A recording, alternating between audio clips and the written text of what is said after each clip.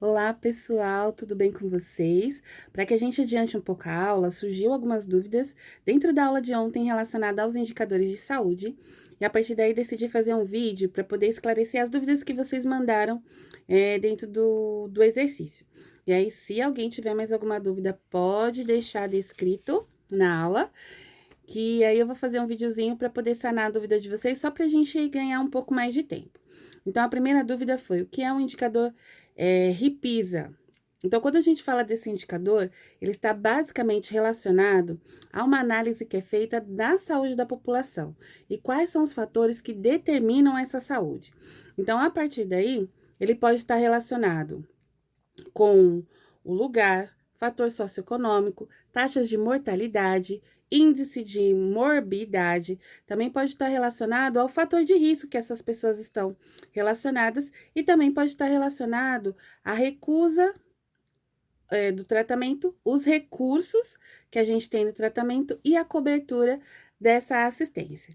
Então, por exemplo, se a gente tem como fator de risco a hipertensão, essa hipertensão ela é tratada aonde? Eu tenho os recursos necessários, o medicamento, um cardiologista para fazer o acompanhamento, os exames que são necessários para que a gente consiga estabelecer um diagnóstico preciso. Então, esse é um indicador RISPA. Hoje a língua está meio travada. Outra dúvida que teve é se há uma diferença relacionada ao coeficiente e à taxa. Bom, a taxa e o coeficiente é a mesma coisa. Então, dependendo de como que você vai abordar esse assunto, você vai usar uma das duas palavras, tá? Basicamente, eles estão relacionados ao quê? Ao risco que a população corre em determinada situação. Então, a partir daí, vai determinar qual evento que pode gerar um acometimento à saúde da população. Então, aqui a gente pode ter relacionado ao país, ao estado, ao município, e dentro dessa análise, o que a gente vai levar em conta? Vou dar um exemplo. Eu quero saber, dentro do parto, qual é o coeficiente das mulheres que têm hemorragia. Qual é o coeficiente ou a taxa das crianças que nascem vivas necessitar de uma unidade de terapia intensiva neonatal? Então, isso seria um coeficiente ou uma taxa.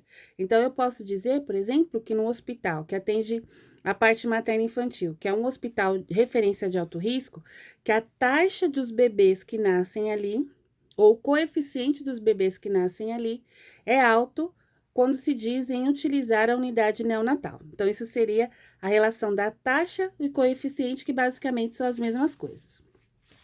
Outra dúvida que surgiu é: o que é notificação? Então, notificar é um aviso, tá? Então, é um comunicado que você faz. E uma das notificações que a gente usa muito em saúde pública é a notificação compulsória. Isso significa o quê? Eu tenho uma lista de doenças, todas as transmissíveis vão entrar, e algumas doenças que ela tem uma taxa muito alta de letalidade ou uma taxa de infecção ou infestação muito alta na população. Então, o que entraria, por exemplo, na notificação? Eu notifico sarampo, cachumba, rubéola, difteria, tétano, coqueluche, febre amarela, a hemófilos influenza do tipo B, notifico H1N1 e assim por diante. Já quando a gente fala de algumas doenças que elas não são transmissíveis, mas eu preciso notificar, vai entrar leptospirose, eu notifico dengue, né? Todos os tipos de dengue a gente faz a notificação. Eu notifico, por exemplo, doença de Chagas, porque são doenças que eu preciso ir atrás desses vetores para poder dar uma segurada ali para que não contamine muitas pessoas, porque o índice de letalidade ou morbidade é um índice muito alto. Então, essas doenças, elas são notificadas. Agora, quando a gente fala de comunicar, eu vou dar um aviso ou um alerta que alguma região surgiu algum caso de uma doença que não tinha mais. Como, por exemplo, quando surgiu a febre amarela. Ali a gente começou a fazer um comunicado, né? A gente comunicou à população que naquela região havia surtos. Então, a equipe ela é notificada.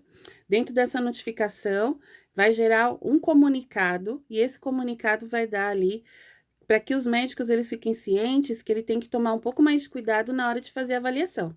Porque ele pode achar, por exemplo, que é uma hepatite, que é uma cirrose, na verdade é febre amarela. Então, como que ele vai saber se ele não tem nenhum caso relatado? Então, por isso que às vezes a pessoa vai no médico, volta, vai, volta, vai, volta, e ninguém consegue descobrir do que se trata. Outra coisa que me perguntaram, que é uma frequência relativa.